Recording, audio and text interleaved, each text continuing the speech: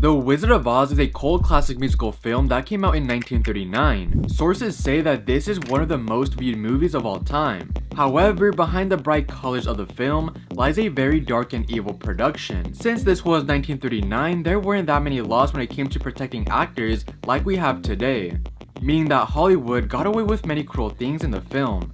All the way from the little people being underpaid to the start of the main lead's drug addiction caused by being drugged on set, which eventually led to her death.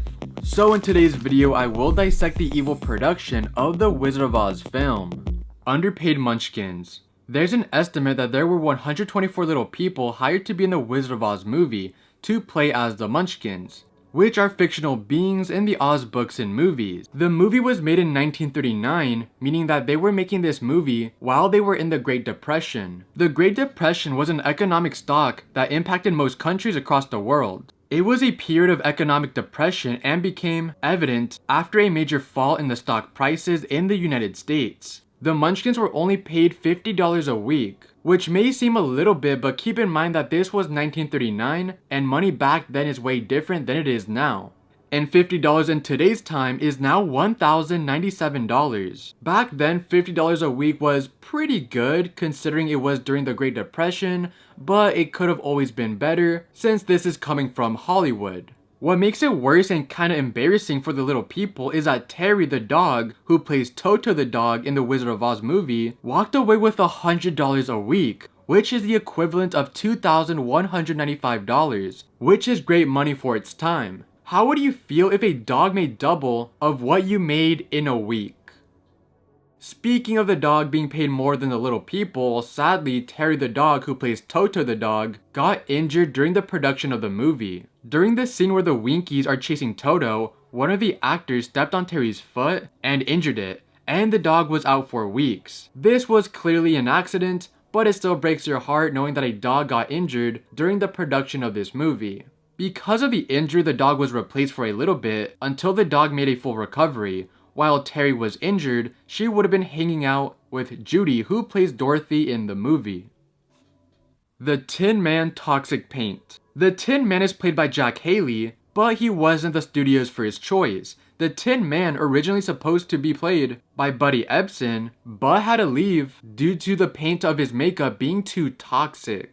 In order to achieve the shiny metallic appearance of Buddy Ebsen, the original actor cast as the Tin Man was coated with pure aluminum.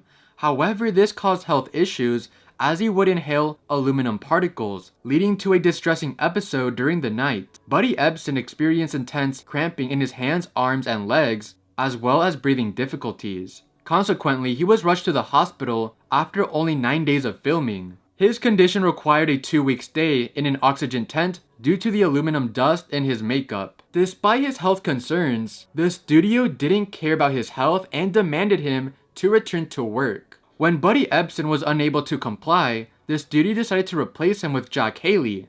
Although a different makeup was used for Haley, which did not contain pure aluminum, he still suffered from a severe eye infection caused by the products used to paint him. The Cowardly Lion's costume. Bert Lahr plays a cowardly lion in the film, and it is stated that his costume is incredibly uncomfortable. Costumes being uncomfortable isn't anything new, and is a struggle that still happens today. The costume is actually made with real lion skin and fur, and weighs 100 pounds. What makes it worse is that the set would sometimes reach temperatures up to 100 degrees. Another problem with the costume is that Bert wore lion facial prosthetics, making it impossible to eat solid foods for the day.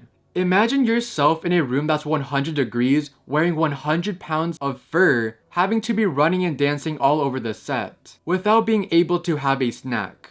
He would of course sweat so much that the costume had to be washed every single day.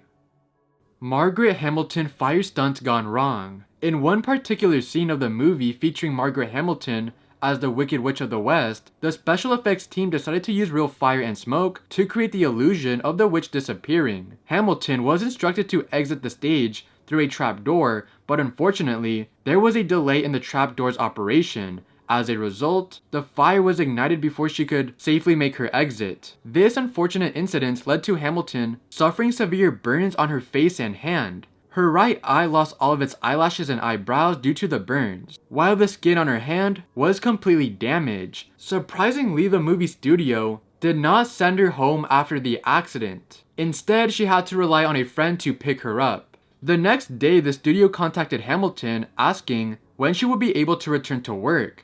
However, it took her a challenging 6 weeks to recover from the severe burns. Even after she resumed filming, she had to wear green gloves instead of using green makeup because her burned hands still had exposed nerves, making it too painful to apply makeup onto them. Tragically, Hamilton's stunt double, Betty Danko, also experienced a horrifying incident during filming. While performing a scene on the witch's broomstick, the pipe responsible for generating smoke suddenly exploded. Danko suffered severe burns as a result of the accident.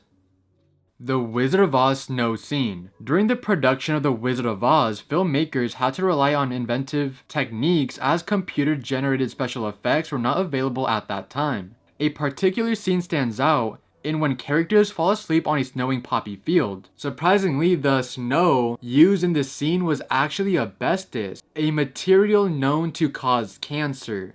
This meant that the cast and crew members were exposed to substances that, if inhaled, could significantly raise the likelihood of developing severe diseases such as lung cancer. They literally could have used any material, and yet they chose the worst possible one.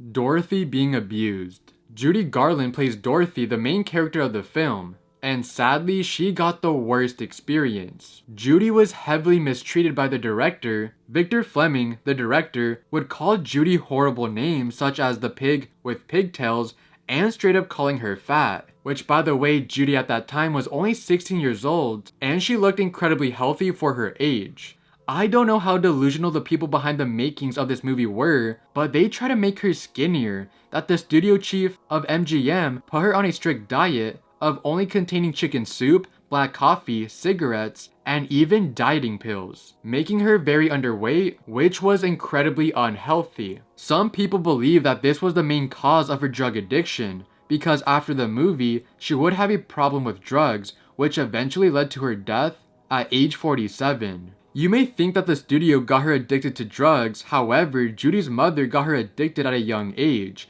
and Judy even called her mother the real Wicked Witch of the West. Judy Garland was also slapped by the director, and allegedly it was because of her inability to complete a scene with a cowardly lion without giggling.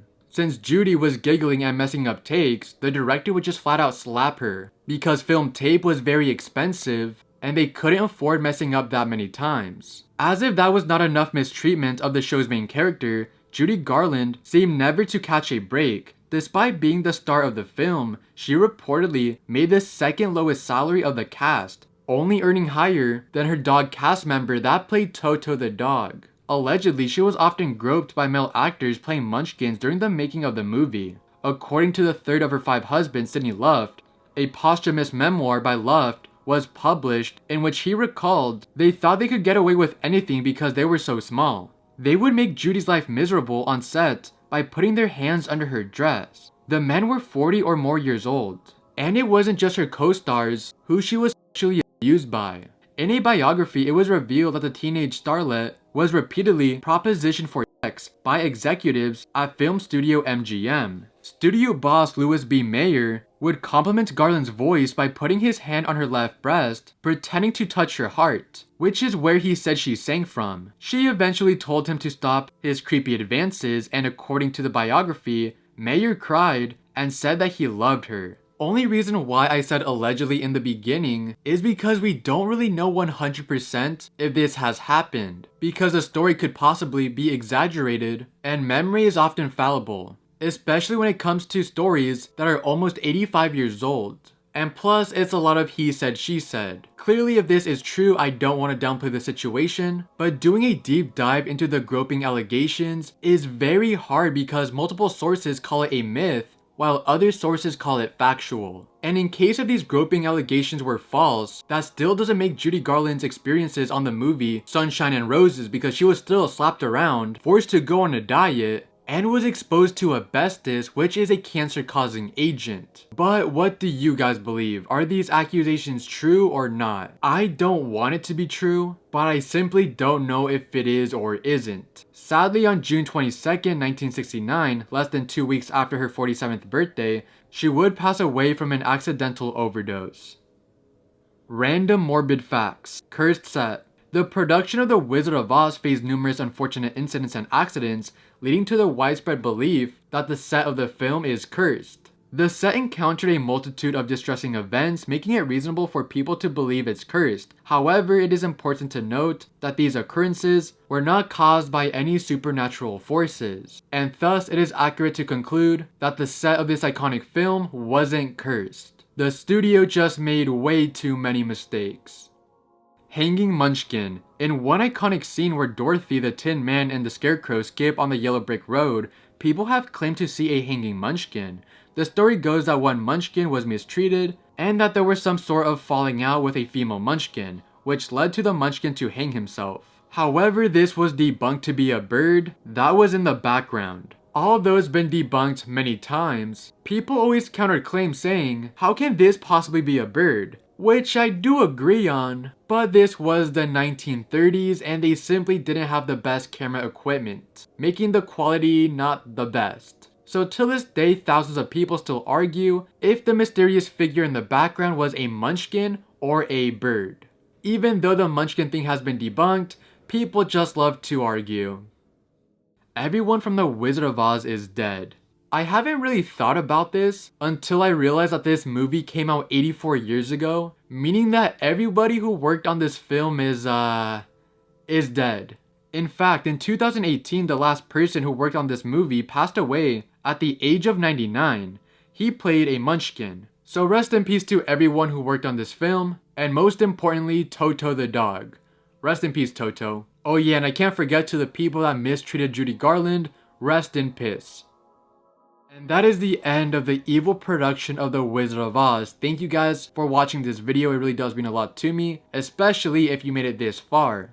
Obviously, I'm not the first YouTuber to talk about this video idea, but I was actually recommended this idea from you guys because from over a year ago in one of my older videos, I did talk about one of the stories I talked about in this video, and many of you guys wanted me to talk about the whole movie and like the dark production side of it, and it finally took me over a year to finally make this video, and not gonna lie, it was very interesting and sad, especially when it comes to the stuff with Judy, but other than that, thank you guys for watching. Go buy yourself some EARL using my link in the description below. And check out my other social medias, which are also linked in the description below. But other than that, I'll see you guys in my next video. See you guys.